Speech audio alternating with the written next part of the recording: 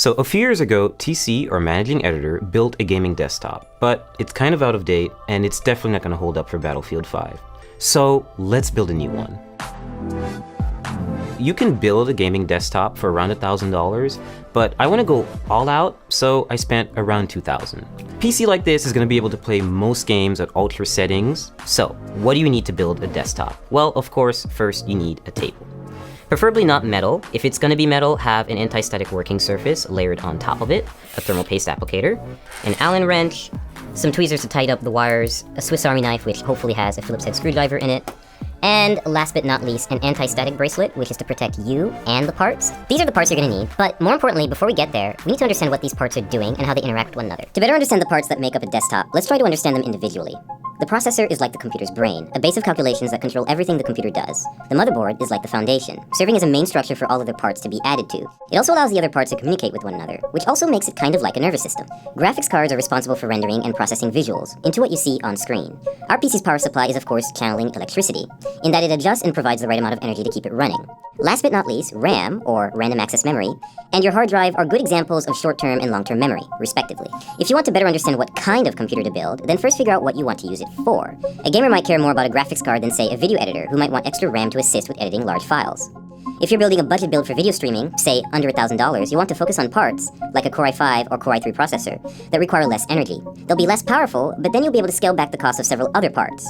And if you need help choosing the right parts for your build, there's sites like PCPartPicker.com that help show presets for which parts fit together, which sort of part conflicts you might have, and where to find deals on new parts. We have a lot of boxes and a lot of PC parts, so it's best you unbox them, isolate the parts that you really need, place items into the case, and make sure that they all fit, and then start working. And now we're really going to start building by adding the motherboard in. Some notes about installing motherboards: they're really delicate, you should be really careful with them, and screw in with confidence, but also don't screw in too hard, otherwise you could crack the board. I chose Asus's Z370 motherboard for two main reasons. One, it has built-in Wi-Fi and Bluetooth, and also it has support for NVMe SSDs, meaning you can get really fast SSDs that are really easy to install. Pay close attention to the brace that goes at the back of the computer. You always have to make sure that you really hammer it in, because there's no screw, it really just has to go outside of the case and clasp onto the frame. And this is very important, because otherwise, you can't align the motherboard correctly with the holes. We're just going to start installing all 8 screws. So next we're going to install the RAM on the motherboard. I chose Corsair's 16GB Vengeance LED RAM for two main reasons. One, it has LEDs and we do like lights in our gaming desktops. Secondly, it's pretty fast RAM. It's 2666 megahertz, I believe, so it's pretty fast, and this motherboard supports that speed, which is most important. Open the slots first, and just aligning the stick with the middle of the strip, not with the end, and just lining that up with the logo. So once you hear that solid clasp and you don't see the gold connectors on the side anymore, that's when you know the RAM is in. Step 3, we're going to install the hard drive, or in this case, the NVMe SSD. I chose this format of solid-state drive so that I can input it into the motherboard without having to worry about extra wires or putting it in a separate part of the case and just getting really messy. This is from Kingston, and it's 480GB, so it's not a lot, but you can always upgrade this and swap it out, and it's only held down by one screw and the latch, so it's really simple and really straightforward. Speed for gaming is important when it comes to a hard drive. You want files to write quickly and you want games to load quickly, so that's why it's best if you use an SSD. Okay, so step 4, we're going to install the graphics card. I chose PNY's GTX 1080, which is overclocked, and so it's a pretty easy installation. You're just going to find the gold connectors, and you're going to line this bracket with the back end bracket of your PC case. Now, which lane you choose depends entirely on what other parts you're going to put in the system. I'm just going to pick the top one because the SSD is at the bottom, and I don't want to cover it. I just need it close enough. Click down. Take your remaining brackets, and just put them in the spots that you haven't used. You don't have to screw these in, they get bolted down by the back end bracket. And your GPU is installed. Power supply time. I chose Corsair's 850-watt power supply because I need enough headroom for ray tracing GPUs when they come out, and I don't have to upgrade it again. So all you have to do is take the brick and make sure that you align it with these little insulating pads, so the power supply doesn't short circuit and come into contact with the rest of the system. So just take it in, slide it in nice and easy until you have a snug fit, and then shift it to the back and make sure it's right up against the frame. Now you just take the required screws and tighten and screw it in. So next step, we're going to install the CPU core. In this case, it's going to go on the top end of the case, and we're just going to have the hose hang out for a little while until we install the processor, which is going to come a little later. Always be sure to try to place it in the system first before you install it, because you can see it takes up a lot of space. But in this case, no pun intended, it fits in perfectly, and we're going to start screwing it in. And there's nothing special about this screwing process. They're just really long screws because they go through the entire frame of the cooler, and they take forever.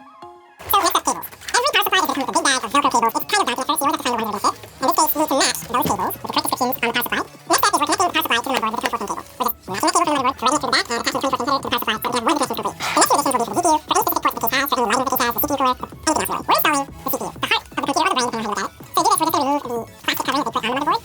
We can take this little plastic part out, just pop it out here. And now we have an exposed CPU holder, or rather slot, on the motherboard. And we're going to use the CPU applicator. This is a special part that not everyone really gets, but this motherboard with the specifications definitely does have a core CPU installation tool. And it's really useful if you want to install a Core i7 core CPU. Yeah, we've got one, it's a 8th generation chip, and it's ready to go, and it's supports overclocking. So we're having this, when we install this, you just take the brace, but you can apply right to the CPU, and line up with the triangle that you'll see on the bottom corner. And this will make it easier for us to apply to the motherboard and apply to the base and apply CPU to the motherboard. And we're just going to carefully reassign to the system and make sure that everything lines up with the custom alignment and we get it out. So we're not applying thermal paste for the CPU. Every CPU cooler actually comes with a thermal paste already removed from the apply and circle around it, but if you line up, it's good, especially if you see down low, to have this CPU download and have a little bit extra, and very on top of the CPU. The operation is to add the CPU cooler to the top end of the motherboard. So in this case, we have 4 brackets around the screws in here, the brackets in the middle, and